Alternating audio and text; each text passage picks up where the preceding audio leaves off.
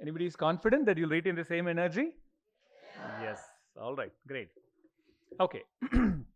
So, any guesses on what is navigating the unknown? I mean, apart from the presentation and apart from all the tech wizardry we had to get through to use two laptops in the first time in the history, we have two laptops to do one presentation. And now we have Windows and we have a Mac and then we have a clicker. So any guesses on what is navigating the unknown? All right, it is unknown, right? Let's go for it. All right. So I was given to understand that you are a bunch of some of the smartest students across many colleges in Coimbatore who have been chosen for this program by Rotary Coimbatore and who have been chosen for your unique skills, your abilities, your the ability of to stand out from the crowd, to stand out from the rest of your peers, so that this program can give you the extra impetus, the extra push, and the extra learnings, so that you can excel and get better at what you do, so that you can go on to very successful careers, evolve as human beings, evolve as business leaders, as entrepreneurs, or whatever you may, doctors, engineers. I understand there are so many different streams of students over here. So I am an entrepreneur, right? So I can only talk from my perspective. This is what I know. This is what I've been doing, and this helps me to give you a perspective of life in the trenches, so to say, right? I mean, what is the life of an entrepreneur like? And the reason why I wanted to narrate from my experience as an entrepreneur is because so that I can give you advice that is very tailored and real life. I don't want to give you gyan which you can read in the book, right? President just talked about the fact that all of you have access to smartphones where you can just go Google, or you can go on to YouTube and then figure out anything that you want in the world. So there's no point in me giving you information on stuff that you can easily read online, but I think there is value in giving you information on things that I have experienced, and by sharing those experiences, I hope that I'll be able to relate to some of you, if not all of you, and maybe there is a spark, or there is an aha moment for you all when you listen to these stories. So why is entrepreneurship vital in India, right? I mean, why is it so important, and why do I want to talk about entrepreneurship as the foundation of my talk, as the foundation of my no sermon, preaching, call it what you will, for the next 30 minutes or so to all of you. Now, as an entrepreneur, I have seen firsthand how entrepreneurship can actually transform lives. Of course, entrepreneurship has transformed my life and my family's life, that goes without saying. But then I think if I look beyond and see the impact that our entrepreneurship journey, because me and my co-founder, our journey has had on the lives of several hundred people who work for us, and if you multiply that by their families, and I think that impact is the most powerful, that impact is the most redeeming, and that impact is the most satisfying aspect of all that we've done so far. Of course, all businesses, all careers eventually go to earn money, no doubt about it. Everybody, that's an essential, that's a necessity. But I think what we all seek beyond the money that we need to live our lives comfortably, I think is a sense of fulfillment, is a sense of satisfaction, and that, I guess, is probably the highest in the field of entrepreneurship. So to see our employees do well in life, to see people who joined us as freshers and who are now owning multiple fancy cars or having multiple houses. There are people building complexes. So it's so nice to see that success, and that, I think, is the biggest reward any entrepreneur can get as part of their journey. Because there comes a point in time when what you want becomes affordable to you, But then the real thrill, and that point of time, no, you lose the incentive to buy stuff. So what keeps you going is the fact that you're able to replicate this for people who work with you, people who work for you, and that I think is the most redeeming aspect. So in India, why is entrepreneurship so important, and why am I using that as the crux of my talk? Right? Yes, you may be in professions where no, if you're in medicine or law, you are going to practice as a professional. But entrepreneurship is so vital for a country like India, simply because there is no other way a country like India can actually go ahead and grow. There is no other way a country like India can meet the demands for the jobs that we need, for the job opportunities that we need to create, so that we are able to go ahead and meet the demands of a growing population. Now, I was just listening, or I heard this sometime earlier this week. The working population that we add every year is literally the size of a small European country. No, we are literally adding one European country every year. When people of your age, people of your batch go ahead and graduate, literally, if you take this count across the country, that's one country, in Europe probably getting added to India every year. So if that's the case, how do you think we are going to provide jobs? Do you think all the MNCs that we have are going to be able to provide us enough jobs, provide all of you enough opportunities? I don't think that's the case, right? So it's important that you go ahead, and many of you go ahead and become entrepreneurs and encourage entrepreneurship, because in a country of about 1 billion plus people, without entrepreneurship, there is no way that all the dreams and aspirations of every person in this country can actually come true. And why is that important, right? I mean, you might think, I'm doing well, why does the status of the rest of the country matter to me? It's because there's an opportunity there, right? If there are 1.3 billion people in the country, there are 1.3 billion problems also that are there in the country, and those are 1.3 billion business ideas, literally. I'm probably exaggerating the numbers a little bit, but that is the size and scale of the opportunity that exists in India. And I don't think anywhere else in the world you have this opportunity to go ahead and leverage this kind of fertile ground for going and building a business. And it could be even the richest country in the world, America or whatever that may be. In no other country you have this kind of opportunity. So if you are living in India, and if you are graduating with skills at a time like this, when things like digital have made it so easy to scale a business, when AI and technology has made it so easy to go ahead and address any need across any corner of the world, then if you don't do this, if you don't grab this opportunity, then you're going to be going ahead and missing out on an opportunity of a lifetime. So, okay, the slides here. So therefore, we need entrepreneurs, right? And there are 4 things that literally, I think as entrepreneurs, you will be able to go ahead and deliver, right? Which is job creation, there's innovation, economic growth, as well as global competitiveness, right? For the reasons that I mentioned, this is something that no MNC, no Fortune 500 company can actually come to India and solve this problem for us.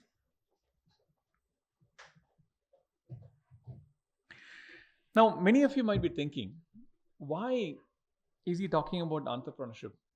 Why is he advising this so much? Isn't that such a hard thing to do? No, isn't getting a cushy job in a nice large company where they give you a fat package and they give you a good lifestyle to begin with, isn't that probably a safer thing to do? So at some point in time, you also need to understand, why is entrepreneurship such a big opportunity? I talked about 1 billion plus problems, and let's look at some numbers and understand why this is so important for you. So if you look at India's economic output, right?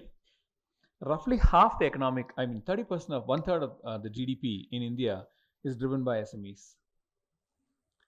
And all those big companies that you read about, all those large companies that are listed on the stock exchange, all of them contribute only 25%. Then that's incredible, right?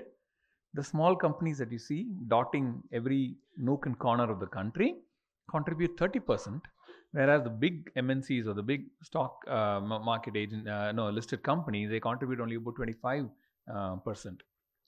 And half of India's manufacturing output, or half of India's total, exports, are contributed by SMEs. So that's the size and scale of the opportunity that lies ahead.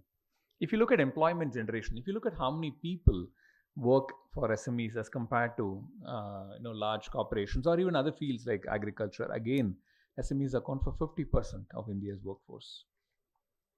The number of enterprises, can you believe that 63 million small and medium businesses exist in the country, and there is room for more, because when you're talking about 1 billion people, there is room for so much more to happen. And contrast that with just 7,000 companies that exist on the stock exchange.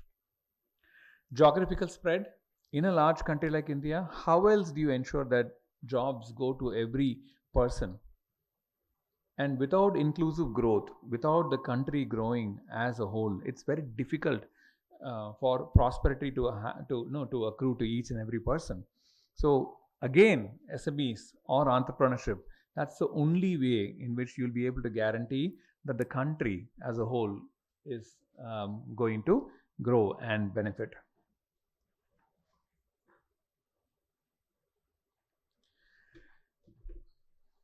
Now comes a question that I kept asked a lot of times: to be or not to be, right? One of the questions I get asked a lot of times, especially among people who want to be entrepreneurs, is, should I become an entrepreneur? Right? If yes, when should I become an entrepreneur? What should I do as an entrepreneur? So these are questions that come to all your minds, right? So those of you who are even thinking of entrepreneurship at this point of time, you are going to think of all these three questions. And the answer for you, I'm going to give you across three key traits that you need to have, and I'll explain to you one by one. There is no good time other than the present to be an entrepreneur, right? If you're convinced of the idea or the problem that you're going to solve, then now is the right time for you to become an entrepreneur. And the first thing that you need to become an entrepreneur, right? And there are so many definitions of entrepreneurship, but let me give you my version. This is my version. The first thing is deferred gratification. Does anybody know what is deferred gratification? Please keep responding once in a while, otherwise this is going to become such a monologue. It's going to be tiring for everyone. Anyone wants to tell me what is deferred gratification? Yes. Don't become happy first. Small have good goals and then fulfill them, then nice, very close. Anybody else? There was this interesting experiment that was done, a psychological experiment. In fact, one of the longest running psychological experiments that is done, where they actually gave small children a bowl of sweets, candy. And then they left them in the room alone, telling them that if you do not eat any of the candy in the bowl, when I come back, I will give you a lot more, right? And obviously there was a camera observing these people, and they found out that when the observer or when the parent or when the adult left the room, children went into all sorts of excitement. Most people wanted to take the candy. Some people straight away grabbed and stuffed everything into their mouth, and some people took a piece and then put it back and said, no, let me wait, right? So then obviously there's a distribution of some people who took the candy, some people who didn't take the candy, right? Now these kids were monitored for a long time, not just across a few months or weeks, but they were actually monitored across years and decades. And then when they went back, these researchers went back and found the status of these kids after they had graduated and gone on to jobs. They discovered that the kids who actually waited for the candy, right, the bigger bowl of candy or the whole candy to be given to them, and did not indulge in picking on the piece when the adults left the room, were the people who are most successful in life. Right? That is delayed gratification, right? Hold on to a smaller, resist a smaller gain, because there is a much larger, benefit, or a much larger gain that is going to come to you at a later point in time. And that's not going to happen if you're going to be greedy and pick up stuff right away. So that's delayed gratification, and that's important in entrepreneurship, because I personally experience this. When most of my classmates decided to go for placement after I finished my MBA in PG Tech, they all went, had nice fancy jobs. They were flying around the place, they were traveling abroad, they were staying in fancy hotels, and me and my co-founder, we were figuring out what's the cheapest bus ticket from Coimbatore to Bangalore, or and how do we save money on the smallest things possible, right? If we were tempted by the fact that, look, why don't we just throw all this away and go get ourselves a nice job and enjoy the lifestyle that our friends seem to be enjoying so much, then we would not have built the business into what it is today. We had to be patient and we had to wait, because that is the only way in which we'll be able to go ahead and build something that's bigger, and that's deferred gratification. The second thing is the title of the presentation, right? Navigating the unknown. Because if you ask me, this is essentially what entrepreneurship is. Because you don't know what's around the corner. You don't know what's going to come for you. You do not know how things are going to change. You might be getting, a sudden news that will transform your business for better or for worse. And you got to be able to adapt to both of it with the same equanimity, with the same sense of poise, and not get disheartened at all. So that again is the crux, because when you're an entrepreneur, meeting your largest customer is your job. Changing a fuse bulb is also your job, right? There's nothing that's beneath you. So if you're not prepared to go ahead and traverse that breadth of job definition, then entrepreneurship may not be right for you. But if you can do that, then entrepreneurship will be a very rewarding career for you. The third thing that defines entrepreneurship is literally resilience in adversity.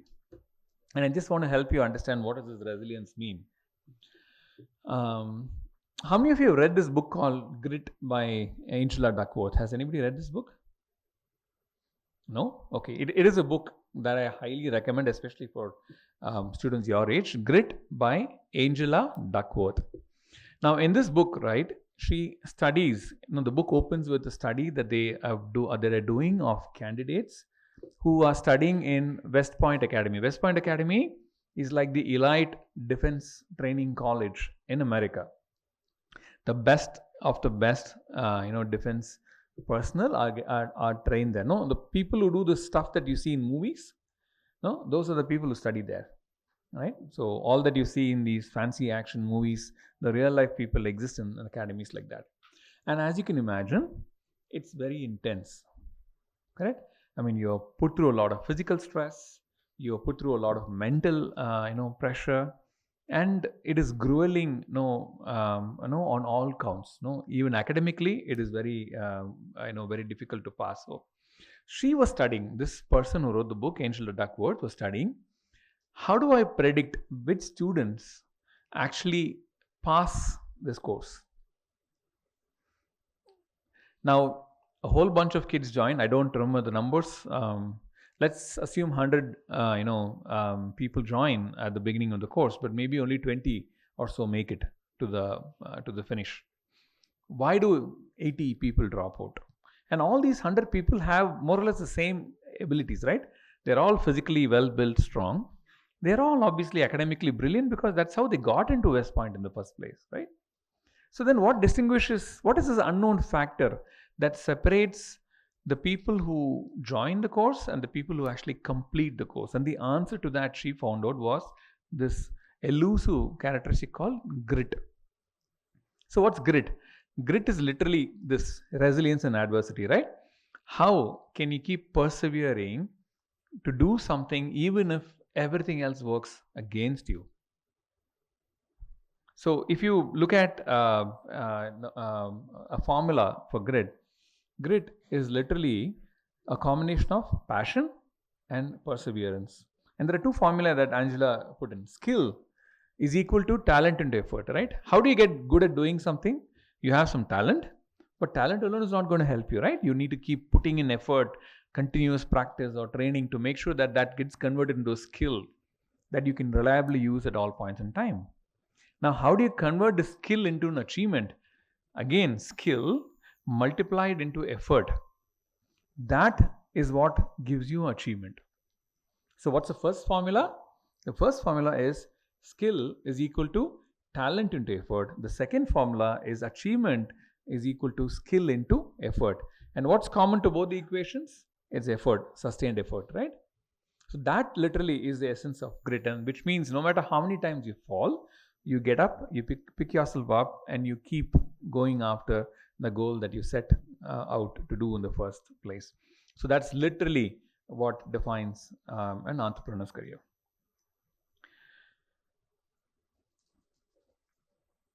Right. Now, an entrepreneur, is that person born or built? Right. Now you see these characteristics of people, right? Some people, and you might notice this in your friends, no? Some of your friends might be naturally good at managing money.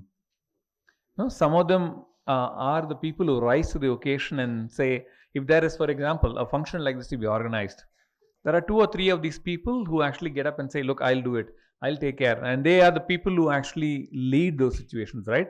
Listen, you do this, you do that, I will organize this. Or when there's a problem, these are the people who stand up and say, look, let me figure out a way to solve that problem. So is entrepreneurship then something that comes? Is it inborn, or is it something that can be built up? Is it something that can be taught to you? And the answer is literally, no, these are things that can be taught to you, because if you see the people that exhibit these characteristics naturally, that exists in their family environments. You heard of very successful business communities in India. There are many communities in India which are very famous for business, right? Some of the topmost businessmen actually come from these communities, and they exist across all parts of the country, from north to south and east to west. You know what distinguishes these communities? Another study, the parents of these children talk to them about money from a very early age. In many families, parents don't want their children to know about money. Why? Because they believe your job is only to study. I don't want you to think about money. Just focus on studies. We will take care of all the money problem. You don't need to know any difficulty about financial difficulty. Ask what you want and you will get it. How many of you saw this photograph that went viral recently where, I don't recall what the lady was, it was a flower seller or something like that, who actually had to buy an iPhone for her son because the son threatened to commit suicide. Right? There's this photo or video where the son is holding a large wad of money and talking to somebody on mic saying, no, I got this, I'm going to get this iPhone. Again, it was in Hindi, I don't know Hindi. I am assuming he was very proud or very happy about getting an iPhone eventually. But I don't know how many of you noticed the mother who was standing in the background and the sadness in her eyes. Right? Don't you think that money could have been put to better use? Right? And don't you think that the fact that the son actually threatened to go and say, I will commit suicide if I don't get an iPhone, is simply because you didn't inculcate the value of money in that child, that poor child. Otherwise, he would not have dared to ask for such a thing, especially knowing what the family's financial situation is, right? So that is why I keep saying entrepreneurship, even if you believe that some people are naturally good at these things, it is simply because it's a function of the way they've been brought up. So entrepreneurship can be built. If it can be built, then what are the ways in which it can be built? How can it be built? And we'll talk a little bit about that. So the criteria for entrepreneurship, many people seem to believe is brilliant ideas. I have this fantastic idea for a, and I know so many people, and I end up meeting so many people who come and say, I got this brilliant idea for this, for that. And I'm sure all of you know somebody who's really good at giving ideas. But you think the people who give ideas are the people who actually succeed? Never. The people who can actually translate ideas into reality, the people who can actually convert that vision into execution are the ones who succeed.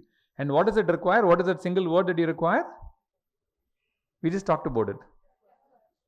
It starts with G. Grit. Right. Grit. See, I'm checking if all of you are sleeping or not.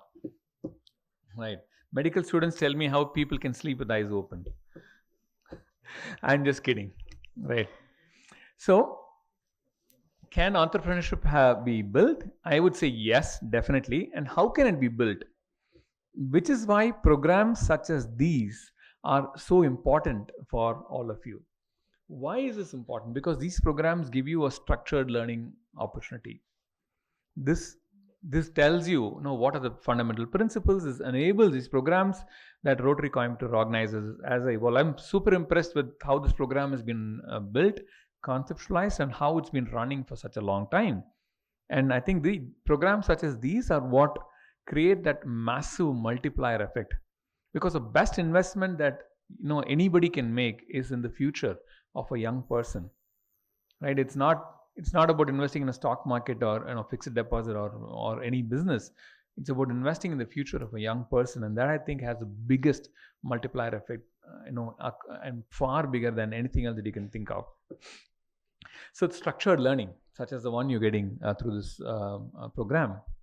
Risk mitigation. What's the biggest problem with entrepreneurship? Today, entrepreneurship has become a little more accepted. Parents don't mind because of the startup culture.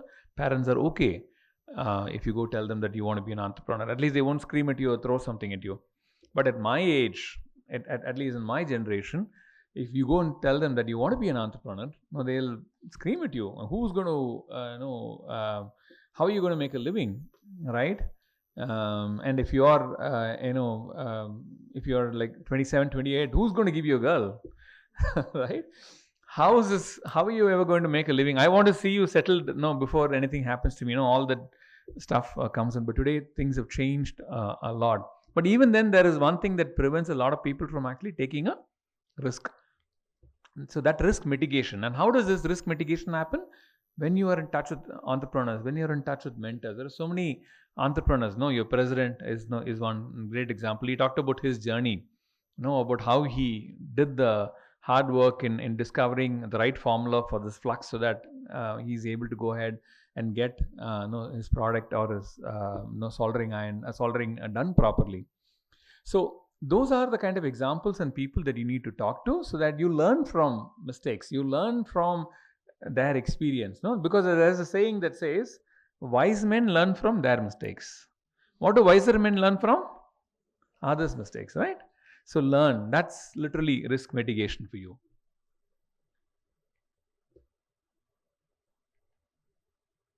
Okay. What? Sorry? I got to turn that way? Stand on one leg.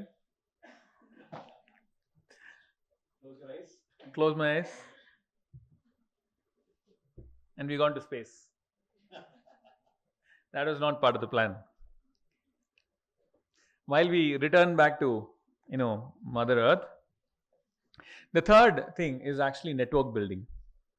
Network building is what you really should be doing at this age. Because there is this concept when you are students where you think that what the people with the most marks, the people with the best academics, the people with the most courses completed or papers written are the ones who are most likely to succeed. The answer is not that. It is not what you know that will help you succeed in life. It is who you know that will actually help you to succeed in life. And in that respect, one of the most important things that you should be doing in an occasion like this is to network with the entrepreneurs or network with the people, the professionals who are here. Exchange. I mean, obviously you're not going to give a card, but get their cards, talk to them, ask them questions. And this is something that a lot of people seem to have a problem, right? Asking questions. what if I look stupid asking a question? That's the biggest fear that literally keeps all of us glued to our chairs and not wanting to stand up and ask anything. Right? It's fine. And I can tell you this perspective. I thought exactly the same when I was, your age. This is exactly what I thought. If I ask a question, will people laugh at me? Will people think it's very silly? Right? But now, having become, older, I refuse to reveal my age. You realize that when people ask questions, you do not judge them. I never judge anybody. At least I can say that for a lot of people, we don't judge when you ask questions. No, we respect the fact that you actually got up and asked a question, and the fact that you asked a silly question or a deep question, none of that matters to us. We genuinely appreciate and respect the fact that you stood up and asked a question. So do not worry about asking questions. Do not worry about going and talking to people. That is the most important thing that you should be doing. And the last thing that you need as an entrepreneur is practical experience, right? Get started in small ways, in little ways. And today, with a digital platform, there are hundreds of ways for you to make money. There are hundreds of ways for you to go ahead and market your business or whatever you want to do. So do not shy away thing. And remember, it is not about if you start something, you got to earn $1 million or a few crores. That's not the point. You just need to go through with what you did. It's fine if you didn't make much money. It's fine if you actually lost a little money. That's totally okay. Right? Think of it as an investment, as a fees to get a degree. No, you don't mind paying fees to your college to get your degrees. Why would you mind losing a little money? Because that is probably more valuable than the degree you get. That experience you get in losing that money or running that business is probably far more than the knowledge you will get when running your then actually going and completing a degree. Are we coming back to planet Earth? So the government office upstairs, they switched off the Wi-Fi. It's time 6 o'clock going home. All right. So let's take this pause. While the rocket is trying to land and come back. Questions. Let's have a small interlude right now and ask some questions while we wait for the spaceship to come back. I just said, doesn't matter what questions you ask. Nobody's going to judge you. Yes. Good evening.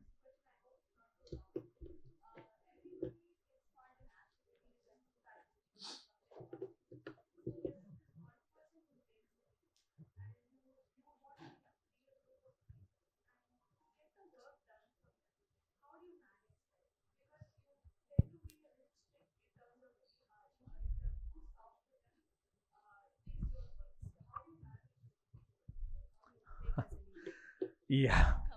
Okay, believe me, okay, this is why you should be very careful in asking questions, because that is a wonderful question.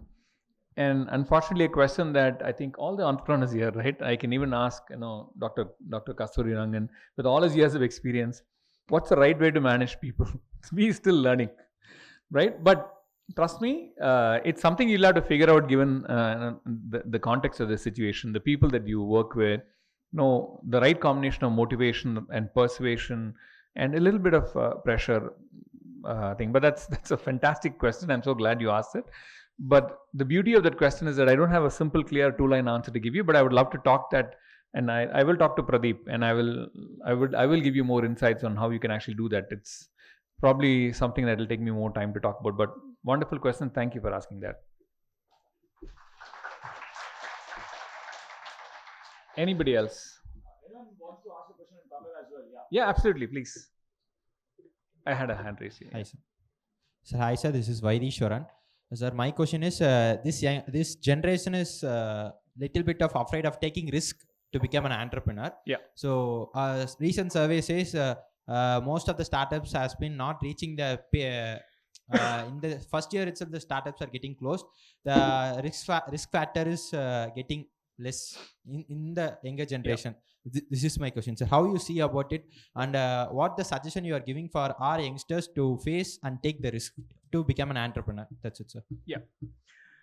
See, And I'm actually going to talk a little bit about that, and I will explain that in a concept that I will call the growth mindset. Again, a wonderful book that all of you need to read. Has anybody read this book called Growth Mindset by Carol Dweck? Anybody? So I will cover that point. All right, I will come to that. It's something I'm going to talk about in the next few minutes. So, oh yeah, slides back. Great. Right, and let me come to that.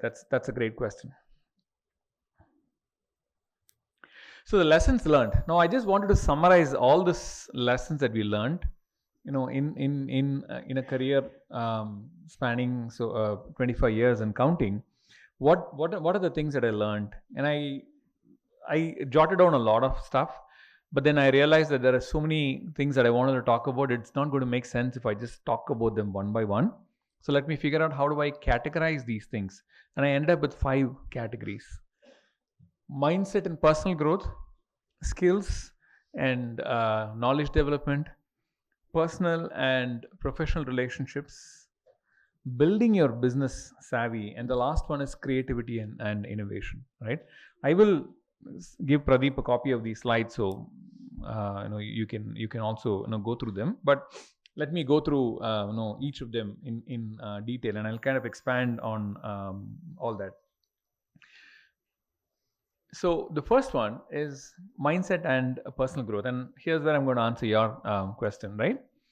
So this book called Growth Mindset by Carol Dweck. No, it literally talks about the difference between what growth mindset is and what a fixed mindset is, right? Now, how do you explain the difference between a growth mindset and a fixed mindset, right? In a growth mindset, you look at challenges as opportunities to improve. In a fixed mindset, you look at challenges as obstacles that prevent you from doing something, right? So how do you want to view failure? Do you want to view failure, okay, wow, I learned one way not to do something, or oh my god, I failed, so I never want to try this again, I never want to go this path again, I never want to be an entrepreneur again, I never want to run a business again. The second thing is when things go wrong, right? Again, the same thing you can do. If do you want to view a setback as a disaster? Wow, I lost money and no, I had to shut down my business. Is that what you want to look at it as, or do you want to look at it as I learned something very valuable?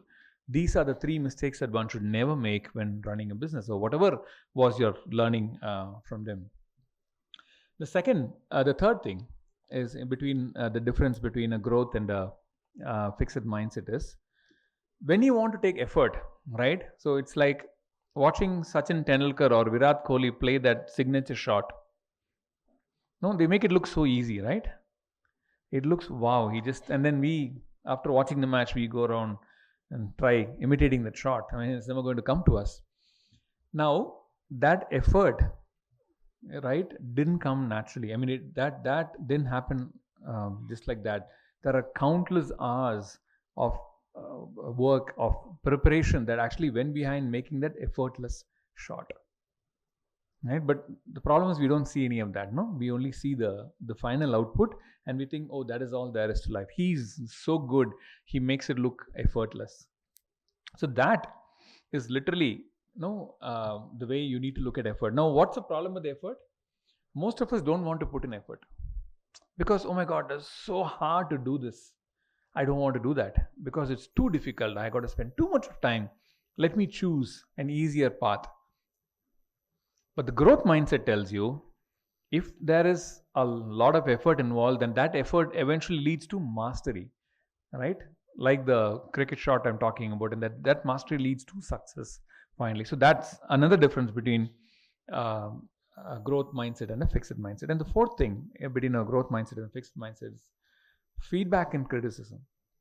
Now, again, you touched upon that, right? You want to give feedback and criticism.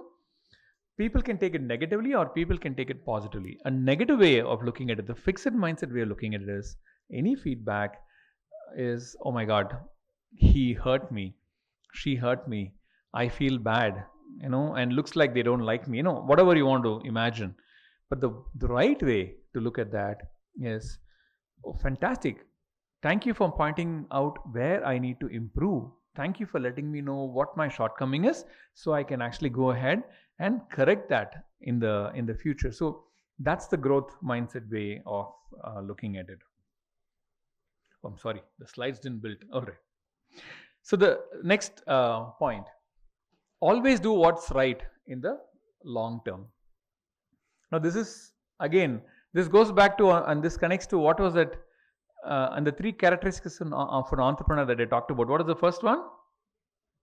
Delayed gratification, right? Always do what is right in the long term. Next one is going ahead and actually developing self awareness, right? I think it's self explanatory. I'm not going to go too much into that. Embracing failure as a teacher, developing resilience. So these are literally the 5 things that I wanted to talk to you about when it comes to mindset and personal growth. These are lessons that I've learned, that, and I'm sure that many entrepreneurs, all the entrepreneurs in this room, have their own versions of what those are.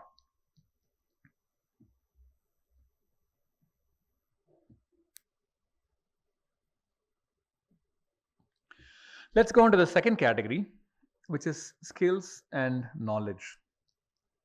So the first thing is literally master the art of learning, right? How do you learn?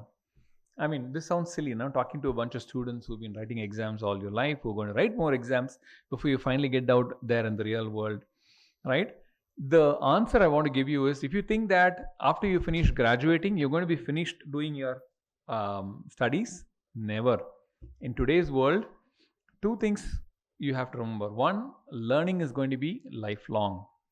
There is no such thing as I'm done with learning after I finish graduation. I'm sure the medical students will know, right? Learning is something they need to keep doing on a regular basis. The second thing is, I doubt if in the future you will ever have something called a fixed career, where you study to become an engineer and then you remain to be an engineer or a lawyer or whatever that profession may be throughout the rest of your life. The way things are evolving, the way AI is making things evolve, it's very likely that you'll have to change professions in tune with what the needs of the day are. So lifelong learning and the fact that there is not going to be a lifelong career are 2 things that you really need to understand. So that's what it is, which is why you should also invest in skill diversification, right? Embrace stuff and things that you don't know, that take you out of your comfort zone. Don't be restricted to your area of expertise or your a particular domain. Embrace new things in life and have critical thinking skills. Whenever elections happen in the country, that is when you understand that there is a lack of critical thinking skills. All the WhatsApp forwards that we see, and we see elections happening in this massive country called America, and if you see the stuff that gets discussed in the election campaigns, then you understand why people don't. Where is critical thinking gone, right? How do you develop those critical thinking skills, right? You need to learn to question assumptions. Ask why, right? Somebody told me that if you ask 5 whys, you'll actually get to the root cause of any problem. Something failed, why? Again, because of this, why? And by the 5th why, I think you will understand what the root cause of the problem was, and you can actually go ahead and fix that problem. Communication. I can't emphasize on the importance of communication, right? And I know that all your teachers and probably all of you would have gone through this, as part of, and you have a master communicator who's going to talk to you about lateral thinking, right? More than listening to lateral thinking, I would say listen to what the way Pradeep talks about a subject, the way he is able to communicate or articulate the subject. That I think is going to be the biggest learning experience for you. Of course, lateral thinking is important, but watch his dynamism on stage, and that I think is a great way for you to understand why communication is important. Because it's not about, remember, it is not about speaking fancy English. It's not about writing long paragraph. That's not what I mean by communication. You don't need to be Shakespeare or William Wordsworth or somebody like that. That's not what I mean by effective communication. It's the ability to go ahead and convey your thoughts with clarity. right? And convince the other person. Again, to your point, how do you convince the other person? How do you explain your point of view? That is super important. And that doesn't mean you got to speak a language with absolute fluency. That's not the point, right? Oops. Right, let's come back. Know your numbers, right? Now, this is something that I really want to emphasize. Now, I know none of you are entrepreneurs yet, none of you are professionals yet, but if there is one thing that I think I should advise each and every one of you do, and start doing that today, is know where you stand from a financial perspective, right? It's okay if you're making a loss. It's okay if you're losing money, but know how much money you're losing and where you're losing that money. That's the insight that's going to get you out of the losing streak and get you back into green. That'll get you out of red and get you back into green. The problem is many people don't take the trouble to understand numbers well, right? How many of you like max? I'm sure there's going to be a minority. See, the moment say max and everybody, okay, there you are. That's it in such a large audience. But it's really not such a terrifying subject, right? The people who like max can probably tell me it's not a terrifying subject. It's just the fact that we all irrationally have a fear for numbers, right? And I think that persists with us even when we become businessmen. And looking at our balance sheet gives us the heebie-jeebies all the time. But you need to go ahead and cultivate that habit of knowing your numbers very well, regardless of whatever you are. If you're a student, it's about how you manage your pocket money, and how, no matter how little pocket money you get, you're able to go ahead and save some of that for something useful or productive, right? That is what you need to start with. Let's move on to relationships, right? Not the kind of relationships, right? The first thing I would say is emotional intelligence, right? Again, answers a part of your question.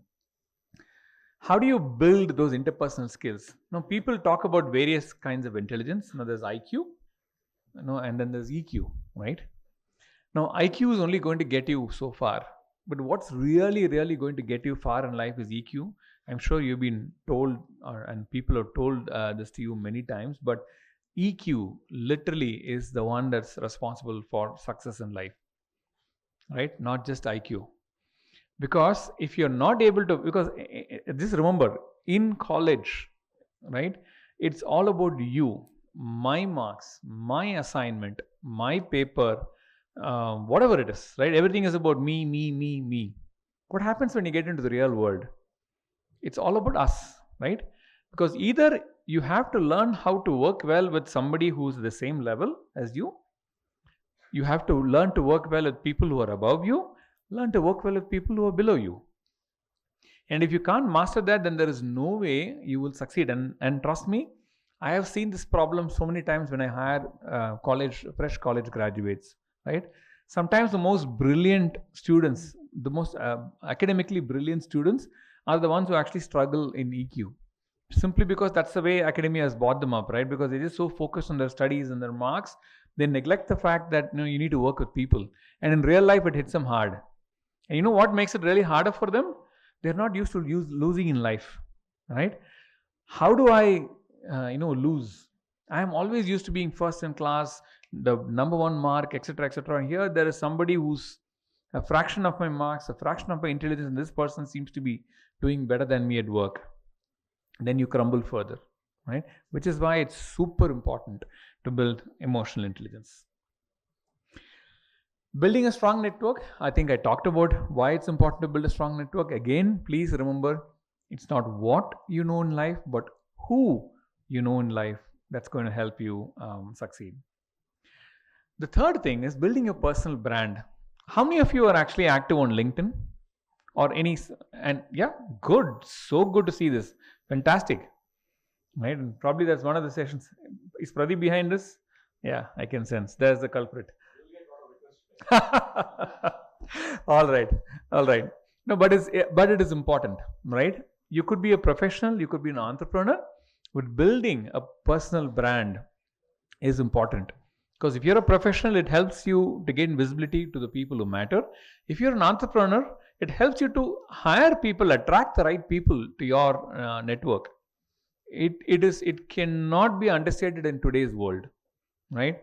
You must think, and I wouldn't mind if you attend another 2 more sessions on building a personal brand or whatever Pradeep and the Rotary team have lined up for you. But please go ahead and focus on building your personal brand. I cannot emphasize that enough. The last one, okay, this is very specific to being an entrepreneur, right? It may not be immediately relevant to each one of you, but always remember, after you graduate, you're always going to be dealing with the customer, right? Even if you're not directly talking to a customer, finally remember that your business or that your career exists because someone somewhere is paying money, right? And that person, that end person, is the customer. And the moment you forget about that person's needs, their and what they really want, then you have forgotten how to do your job. So this customer centric mindset, I mean, it's very I think all the entrepreneurs will relate to it straight away, but as students this might be a little arcane or little new for you. But all I can say is, remember, your boss is the guy who finally pays the money, right? You could be a multinational conglomerate, right? But finally remember, it all depends on that person in one shop, in one counter, paying hard-earned money and then making that account up to billions and billions of dollars, right? And the moment you lose sight of that guy, then no matter how big a business you run, you are out of a job. So please remember that always. The fourth one is building your business savvy, right? Developing financial literacy. I already talked about it. Know your numbers. You must know basics of finance. Nothing great. Just learn input, output, and then what happened in the middle, right? The second thing is focusing on solving real problems, right? What is the root cause or what is the fundamental problem or issue that you are really trying to address? Remember the 5 whys, right? How are you going to get to the root cause, and how are you going to address the root cause of any problem? That will help you solve a lot of challenges in life. Dream big, right? Set ambitious goals for yourself. I think it was Azim Premji who said, right, if your dream doesn't make other people laugh, I mean, he said it in a far more elegant way, but the crux of what he said essentially was, if your dream doesn't make others laugh, then it's not a dream or it's not a vision at all, right? So don't worry, just like questions, don't worry about what your ambition is. Did you hear this person, the person Aditya behind Zepto? He was a 19-year-old college dropout who is now secured so far $600 million in funding, right? That's literally about some 5,000 odd crores, and has the gall to go ahead and say that I want to be the next Amazon, or my company can be the next Amazon or can match Amazon. And it takes guts to say that, right? And I'm sure he's not very much older than all of you, maybe 2 or 3 years older now. He must be 22 or something like that. That's it. But to have that vision or have that clarity, people can laugh at him, right? There will be people who read that and say, what does this kid know? How can he even say that I want to be like Amazon, right? But on the other hand, I really appreciate his guts for thinking that, right? Because there is a saying, right? You lose 100% of the shots you don't take. If you don't even aspire for that, you're never going to get anywhere near that. He may not become the next Amazon, but he'll definitely be at least one fifth of the size or 1/10 of the size. And isn't that good enough? Is anybody going to be unhappy with a company Amazon is probably valued at about $2 trillion or so. Is it going to hurt if you have a valuation that is 1/10 of that or 1/50th of that? No. Go for it, right? Time management, right? I have seen this, and I myself am learning a lot. Not to say that I'm good at time management, but I've always seen this in the most successful people. Look, all of us have the same amount of time a day, but the most successful people seem to get everywhere. No, they are there at all the time. They participate in weddings, they participate in social gatherings, they still get work done, they read a lot, they learn a lot, and we always wonder, how do you do it? It's just about managing time. For those of you who are not yet used to the concept of using a calendar, all of you are smartphone users, please get started with using a calendar and start slotting your time and stick to that calendar. Believe me, that will be the single most important productivity hack that you can ever do. If there is something that you have to do, now what usually happens? Some task we have to do, we don't want to do it, right? And we keep putting it off. Okay, I'll do it tomorrow. And tomorrow morning comes and say, okay, I got to do this. Let me do it later. And it never happens. Slot it into your calendar and say that, okay, if it's not too important, put a time 10 days later. Okay, that Wednesday or that Thursday, I'm going to do this. The moment you put this on your calendar, two things happen. One, you will go ahead and forget that tension in your head. The pain of remembering that stuff and then thinking that, oh my God, I haven't done it. Among the 500 other things I haven't done is gone away, goes away right away.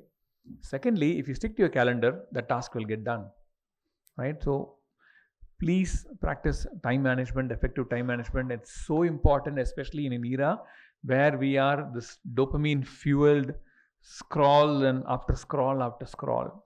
It's so easy to lose time, in this scrolling, digital world that we live in. Please practice time management. I'm sure all of you are social media users, nothing wrong. I'm not here to tell you don't use social media, don't be on Instagram. No, that's not what I'm trying to tell you. They all have their uses, and set timers. The one tip I can give is set timers for all these apps. Instagram, set a 30-minute timer in a day. Most phones support this today. 30 minutes, time is up, stop using it. Stick to that. That's all. Nobody's telling you don't do it. Just be moderate about what you do. The last thing is creativity and innovation. The first and most important thing I will say is diversity of thought. And I talked about it earlier. Expose yourself to a wide range of experiences and ideas. If you've not read anything before, if you are a student who never liked history, buy a book on history and read. You never understood math and numbers well, buy some simple basic book. There are so many nice books, right? There is this beautiful book, I think written sometime in the 1960s, I guess, on how to lie with statistics.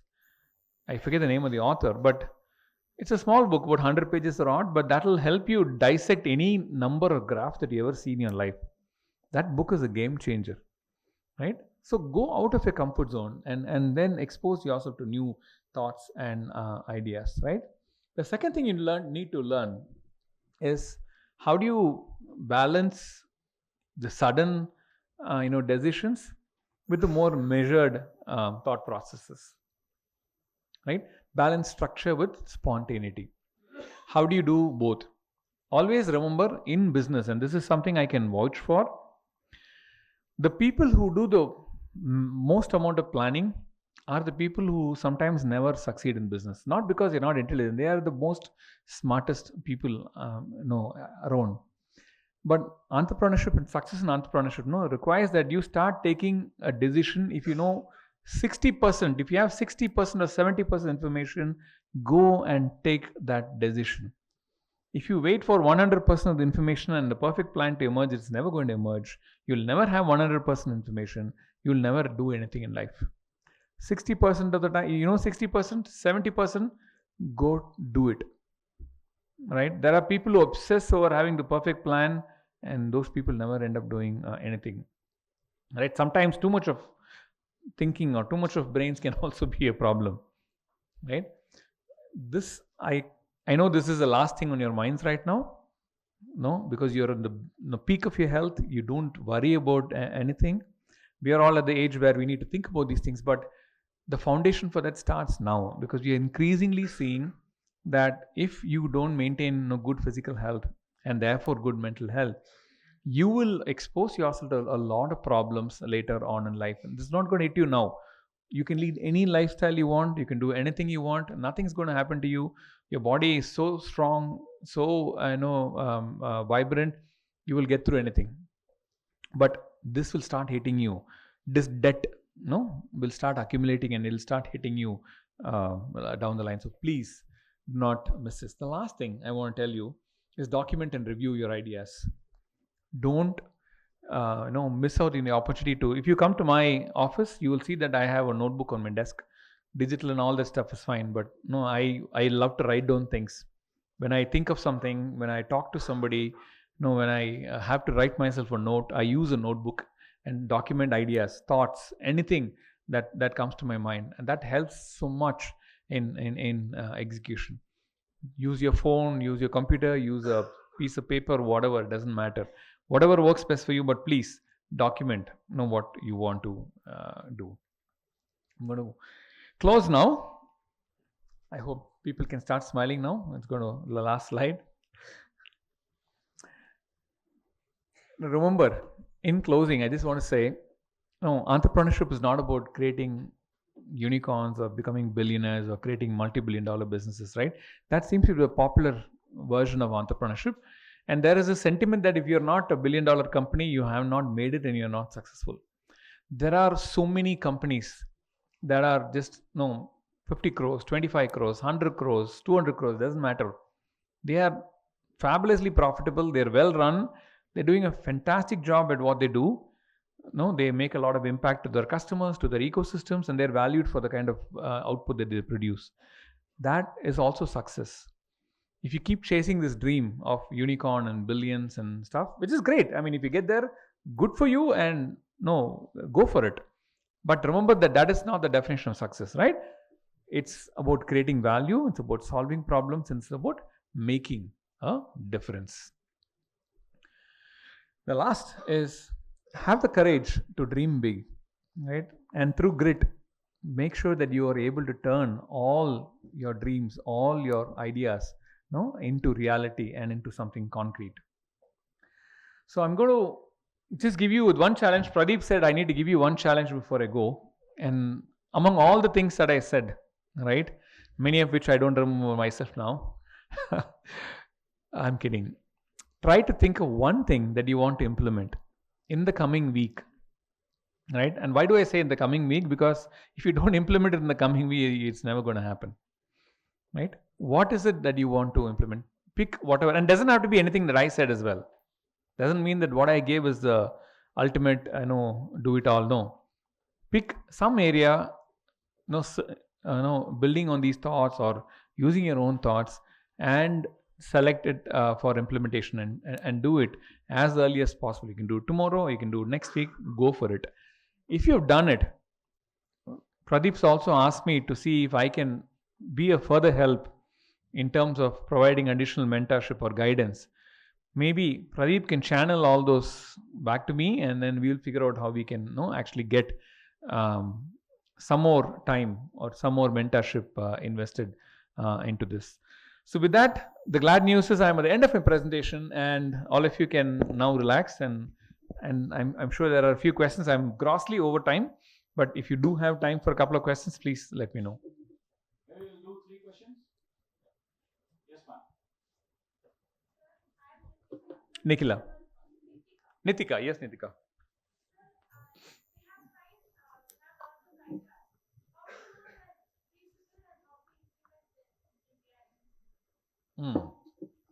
Okay.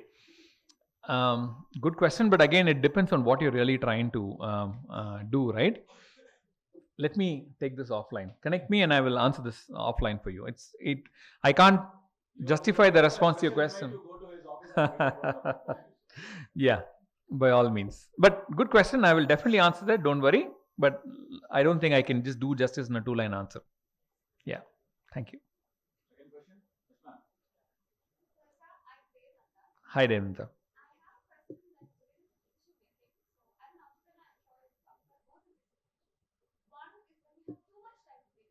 Yeah. Great. Like I said, I'll go back to you will never have enough information to take all the information that you aspire to take a decision. 60%, if you have inputs to go ahead and take a decision, go and take a decision. There is an element of risk. There is an element of unknown. Remember what I said, navigating the unknown, right? But go for it. Because sometimes a decision that is taken is far better than not taking a decision at all. And you also need to look at decisions from a different context. Now, there is this concept of one-way door and two-way door. I can, for example, I can take a decision to paint this room, I don't know, pink, right? It's a one-way door. I mean, it's a two-way door, right? I can change the color later if I don't want it. So I don't have to really break my head to think about what's the best color, because it's not going to be so expensive or so difficult to change the color back.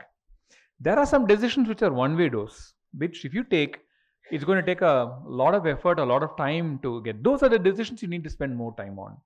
A lot of decisions in life are two-way doors.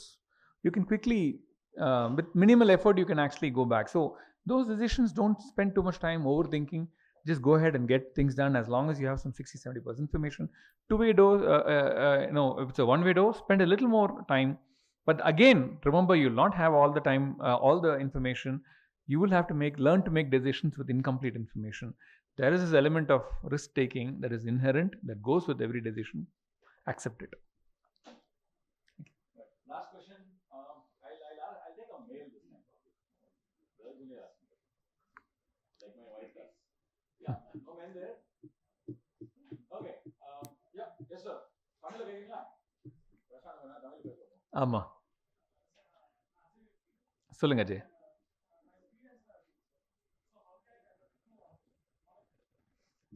உங்க business என்னன்னு தெரிஞ்சா I can guide you better, but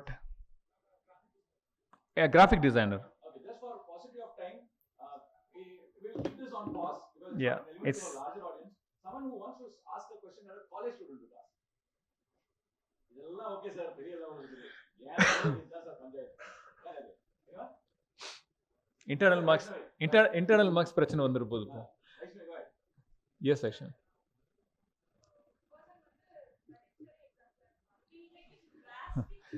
இது நல்ல விஷயம் சொல்ல வரீங்களா, என்ன சொல்ல வரீங்க? Okay, right.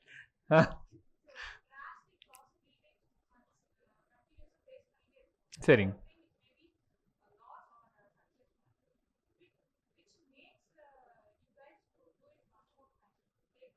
Great. Great. I mean, that's what I'm saying. இப்போ நீங்கள் அதுதான் நான் சொன்ன ஒரே வேர்ட் இல்லையா, கிரிட். நோ மேட்டர் நீங்கள் எவ்வளோ ஃபெயில் ஆனாலும் வந்து ஐ திங்க் யூ நீட் உங்கள் மேலே இருக்கிற belief, right, your conviction, your belief in yourself, அது வந்து நீங்கள் விட்டு கொடுக்க முடியாது. அது என்னைக்கு நீங்கள் வந்து the moment you lose faith in yourself, if you don't trust yourself, how will others trust you? இப்போ நீங்கள் வந்து 3 தடவை ஃபெயில் ஆகிட்டீங்க, 4வது பிஸ்னஸ் ஆரம்பிக்கிறீங்க. 4வது பிஸ்னஸ் ஆரம்பிக்க போகிறப்ப வந்து யார்கிட்டயும் ஹெல்ப் கேட்க போனோம், இல்லைனா பணம் கேட்க போனோம், கரெக்டாக? be it your parents or be it anybody else. அப்போ உங்களுக்கு உங்கள் மேலே நம்பிக்கை இல்லைனா then how are you going to, who else is going to trust you in life, right? So if you look at the real data, if you look at all the successful entrepreneurs, அந்த டெண்டுல்கரோட ஷாட்னு சொன்ன மாதிரி வந்து அவர் பியூட்டிஃபுல்லாக கிரவுண்டில் விளையாடுறது மட்டும் தான் நீங்கள் பார்த்துருக்கீங்க. எத்தனை தடவை அந்த ஷாட் மிஸ் பண்ணியிருக்காருங்கிறது ஒரு ட்ரைனிங்கில் தான் நீங்கள் பார்க்கணும். So every entrepreneur has gone through innumerable failures. All the top businesses that you see today in life, அதுக்கு முன்னாடி வந்து அது 4 தடவை பிவட் ஆயிருக்கும், 4 தடவை ஃபெயில் ஆயிருக்கும். ஆனால் அது நமக்கு தெரியாது. ஏன்னா history is always focused on the success, never on failures. So failures are far more common than you think. Success மட்டும் தான், ஏன்னா சக்ஸஸ் மட்டும் தான் எல்லாரும் பேசுவாங்க. Who's going to talk about failure? So you'll have to just go for it. Grit is the only answer I can give you.